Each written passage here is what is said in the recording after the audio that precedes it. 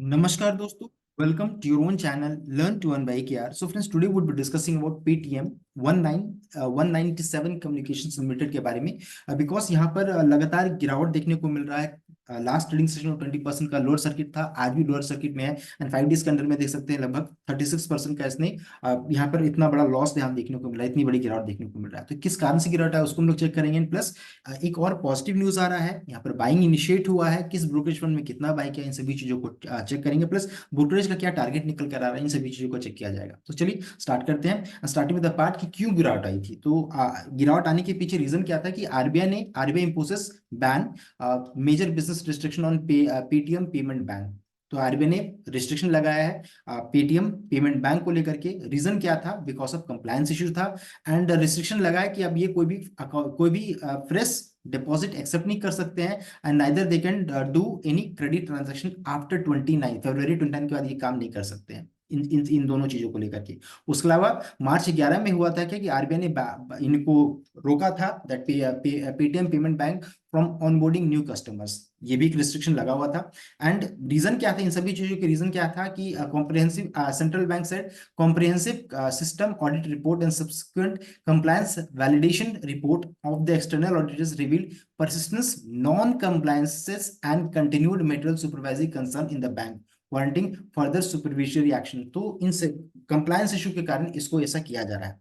अब है कि अब ये अभी फर्दर जो रहता है ये कोई ना डिपॉजिट ना क्रेडिट ट्रांजैक्शन और top up shall be allowed in any customer account, prepaid instrument, wallet, FASTag and CMS card. ये सब चीज फरवरी 29 के बाद सब कुछ बंद हो जाएगा other than any interest, cashback और रिफंड विच में be credited at any time. तो कस्टमर के पास जो आना है या फिर इंटरेस्ट क्या है ये सब कर सकते हैं, लेकिन ये सब जो फीचर्स हैं ये सब खत्म हो जाएगा।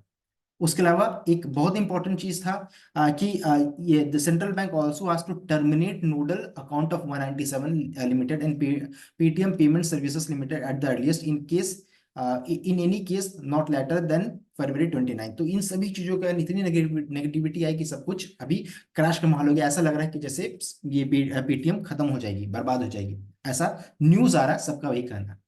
लेकिन ब्रोकरेज जो रहता है, अब ब्रोकरेज की तरफ से क्या करना है उसको भी चेक करना जरूरी है बिकॉज वो ज्यादा सोचते हैं, ज्यादा अच्छी जगह पैसा लगाते हैं, ज्यादा पैसा ही वही कमाते हैं। तो देखिए जेपी मॉर्गन का कहना है, उन्होंने तो सबसे पहले चीज डाउनग्रेड किया है the counter to underweight from previous neutral. तो पहले न्यूट्रल था उनका रेटिंग, अब उसको डाउनग्रेड किया है। Slashing the target considerable to ₹600 from earlier 900। पहले 900 का टारगेट था उसको घटा करके 600 किया है, अब उसके नीचे ट्रेड कर रही है। और उनका कहना है कि ये जो brokerage believe that regulatory action at the firm impairs its profit pool, network effect and credibility. तीन चीज को हर्ट किया, प्रॉफिट को, नेटवर्क इफेक्ट एंड क्रेडिबिलिटी, तीन चीज को हर्ट किया है। फर्दर द ग्लोबल, इनका ये भी कहना है that brokerage added that recent order by RBI is not seen as the end of the road for the company. तो ये ऐसा नहीं चीज कि इसके कारण कंपनी बंद हो जाएगी, खत्म हो जाएगी। ये तीन चीजों को हर्ट किया है, कंपनी उसको सुधारेगी और it materially impact near term growth. तो अभी जो नियर टर्म ग्रोथ है उसमें इम्पैक्ट करेगा, फ्यूचर ऐसा नहीं है कि सब कुछ खत्म होने वाला है। ये इनका कहना है जेपी मॉर्गन का।